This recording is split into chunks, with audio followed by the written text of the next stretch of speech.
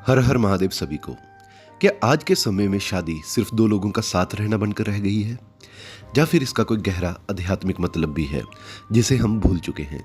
कई लोग सोचते हैं कि शादी सिर्फ एक रिश्ता है जो अट्रैक्शन या कन्वीनियंस पर टिका है, लेकिन क्या आप जानते हैं सनातन धर्म में शादी को संस्कार कहा गया है, ना कि कॉन्ट्रैक्ट।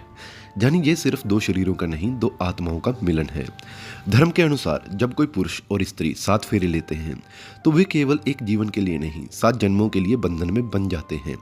हर फेरा किसी वचन, किसी जिम्मेदारी का प्रतीक है। पहला फेरा अन्न और धन की पूर्ति का, दूसरा शक्ति और सहनशीलता का, तीसरा धर्म और सदाचार का, और आखिरी फेरा मोक्ष यानी कि आत्मिक उत्थान का।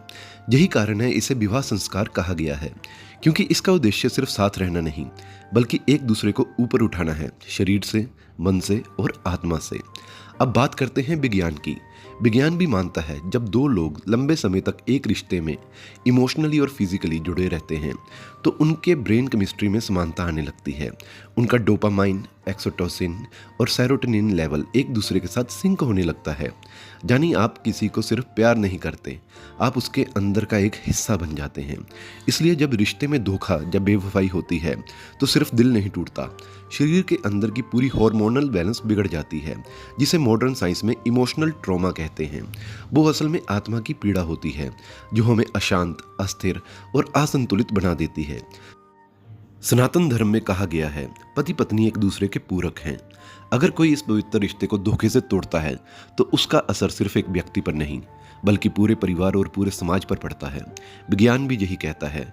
रिश्तों में ट्रस्ट ब्रेक होने से व्यक्ति में स्ट्रेस हार्मोन बढ़ता है, जिससे हार्ट डिसीज, डिप्रेशन और एंजाइटी जैसी बीमारियां पनपती हैं। यानी चीटिंग सिर्फ नैतिक गलती नहीं, साइंटिफिकली नुकसानदायक भी है।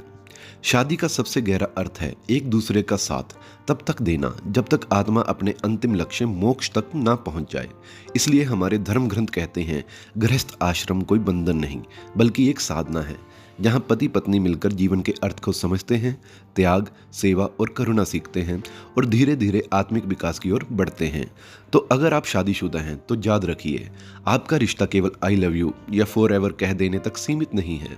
ये एक जिम्मेदारी है जहां हर दिन आप एक दूसरे की आत्मा को समझते हैं, एक दूसरे की गलतियों को क्षमा करते हैं और साथ मिलकर उस मार्ग पर बढ़ते हैं जहां शांति, प्रेम और मोक्ष तीनों मिलते हैं। शादी शरीर का बंधन नहीं, ये दो आत्माओं की यात्रा है, संसार से लेकर मोक्ष तक।